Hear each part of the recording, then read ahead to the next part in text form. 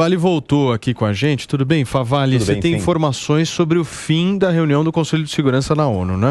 Começar por aí, porque essa reunião foi um encontro chamado pelo Brasil, que preside agora o Conselho de Segurança. Uma reunião que durou 2 horas e terminou, como a gente já previa, sem uma declaração oficial. Claro que os embaixadores saíram, foram 15 participantes, os 10 convidados ou países que são do Conselho Rotativo e os 5 que têm assento permanente. Foram indagados ali pela imprensa, fizeram uma breve declaração.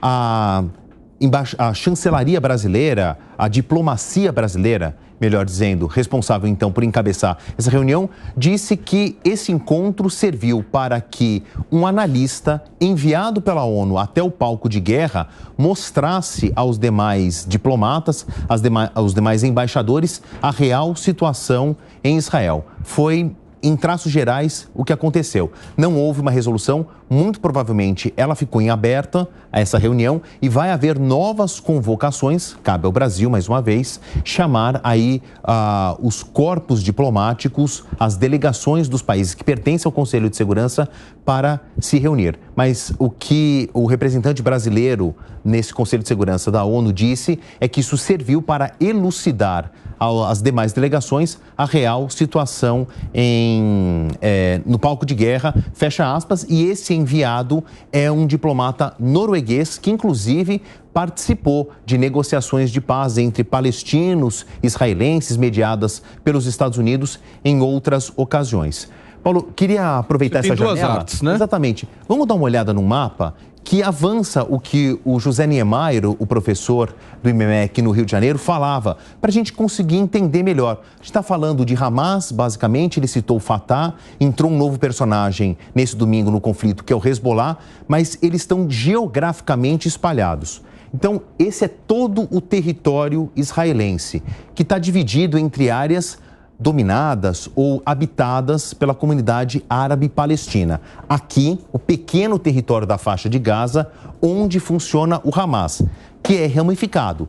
Tem um braço político, quer dizer, tem uma parte administrativa, partidária, que toma conta aqui da organização social política da faixa de Gaza, e esse braço que se tornou aqui o cerne da discussão, que é a unidade militar, a unidade armada, que é inclusive considerada uma organização terrorista por diversos países. A gente vai chegar lá. Aqui está o Fatah, né? A Cisjordânia, que é uma outra porção muito maior que a faixa de Gaza, também ocupada por pessoas de origem árabe. Nesta faixa aqui, na divisa entre a Cisjordânia e o território israelense, é o chamado West Bank, né? Que também tem comunidades judaicas. E quando a gente fala do Hezbollah, que num primeiro momento não aceitou uma aliança com o Hamas, mas que neste domingo fez ataques contra o território israelense, já foi também respondidos, esses ataques também já foram respondidos, estão aqui no Líbano. Aqui a gente tem o Hezbollah, mais ou menos no mesmo modelo como o Hamas. O Hezbollah também tem uma unidade política, um braço político, um partido político e um braço armado, também considerado como organização terrorista. Ou seja, norte e sul tem ataque. Exatamente. Certo? E aqui, nessa região da Cisjordânia, que a gente pode dizer que é a autoridade palestina, certo? Exatamente. Esse é o governo. Que não é um governo, né? A gente não pode falar governo, né? Mas seria existe aqui, a gente está falando aqui de 2.100.000 habitantes, aqui um número que está perto aí dos 4 milhões. Existe uma autoridade ou uma administração pública para comandar essa sociedade, né? Porque estou falando, as pessoas têm universidades, ela tem uma administração pública propriamente dita, como se fosse uma prefeitura ou um governo estadual para administrar hospitais, escolas, né? O funcionamento da sociedade. Existem autoridades que não são reconhecidas internacionalmente, é uma das lutas, é uma das reivindicações dos palestinos, e quando se fala em comunicação entre esses lados, ela vem muito mais da Cisjordânia do que da faixa de Gaza, que tem um discurso muito mais radical. Aí eu acho justo a gente falar para a nossa audiência quem é esse grupo Hamas, né? A gente tem falado isso. Eu preparei aqui uma síntese. É uma resposta muito complicada para uma pergunta muito simples, né? O que é o Hamas? Não dá para resumir em poucas linhas. Aqui eu fiz um compilado de informações que ajuda a gente a entender. Em árabe, eu fui até procurar pessoas da comunidade árabe para me ajudarem a traduzir.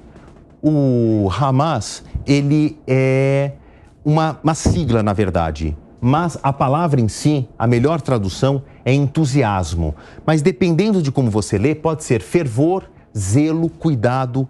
Zelo, cuidado, né? Eles querem abraçar o quê? A esta frase que resume a Carta de Princípios. No começo do programa, o Paulo estava falando que leu a Carta de Princípios, a Carta de Ideias do Hamas. Numa síntese muito simples, eles têm um zelo, um cuidado para esta frase: a terra palestina é a terra islâmica. Eles defendem o reconhecimento da terra palestina, ligadas à religião, e não querem saber de um reconhecimento do Estado de Israel.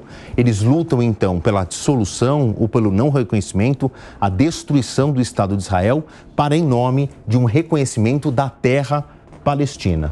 Surge em 87 e se divide ao longo dos anos nesse braço armado, nesse braço político. É de uma orientação sunita.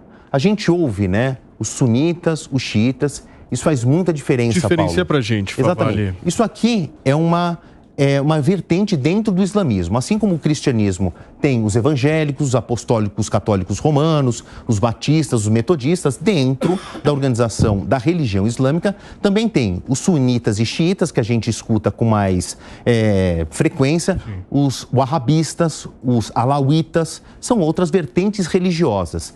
Que numa região em que a gente tem um componente teocrático, o Estado está ligado à religião, a administração pública está ligada à religião e o Código de Leis precede de preceitos religiosos, os sunitas são de uma vertente e os xiitas são de outros. E aí, voltando naquele mapa anterior, que eu estava falando, na faixa de Gaza tem o Hamas, que é sunita, o Hezbollah é xiita.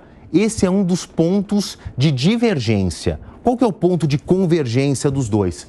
Ambos são contra Israel. Então, é numa união naquele sentido, Paulo. O inimigo do meu inimigo é meu amigo. Então, eles se uniram nesse ponto de contato.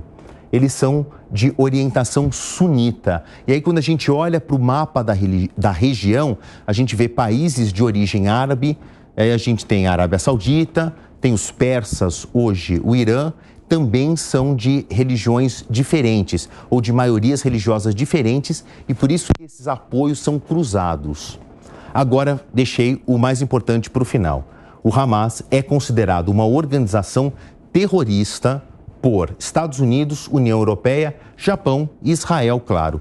Na outra linha, eu fiz essa diferenciação. Canadá, Austrália e Reino Unido consideram o braço armado do Hamas como uma organização terrorista e reconhecem a porção política do Hamas. Então, quer dizer, é um compilado de informações para a gente conseguir entender quem é esse grande personagem que vai pautar aí o noticiário internacional, infelizmente, pelos próximos dias, naturalmente, talvez pelas próximas semanas, mas que dá um panorama de quem que é esse grupo. Explicou direitinho pra gente. Obrigado, Favale. Favale, nosso editor de internacional aqui da programação da Jovem Pan, nos ajudando a entender um pouco desse mundo absolutamente caótico que a gente vive. Obrigado, querido. Valeu. Gente, vamos voltar para a nossa discussão, porque a repercussão dessa falta de consenso na ONU é gigante. Muita gente queria uma posição um pouco mais contundente por parte da Organização das Nações Unidas, mas o que se viu e o Favale trouxe não foi possível. Como é que vocês viram isso, Diogo da Luz? É muito desanimador, já falamos um pouco aqui, mas vai passando o tempo, a gente ainda espera que o Brasil viesse a se pronunciar um pouco mais firmemente, já que preside o Conselho de Segurança e também não, né?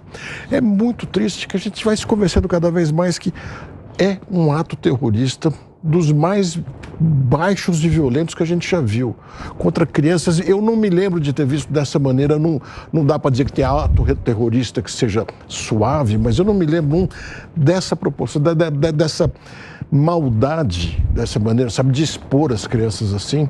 E a ONU não fala nada. Eu insisto, eu não consigo enxergar a função dela, a não ser alguns trabalhos sociais e de beneficência por aí. O que você acha, doutor? Eu acho que pior do que ataques, destruição, execução, tortura por esses criminosos, por esses terroristas, é a omissão, é o silêncio que permanece das organizações internacionais que poderiam sim dar orientações e até sugerir sanções. O que eu vejo é falta coragem e liderança dos nossos grandes líderes internacionais, porque o interesse que prepondera não é a proteção da dignidade da pessoa humana, e sim são interesses financeiros, econômicos, geopolíticos que estão norteando toda uma política internacional.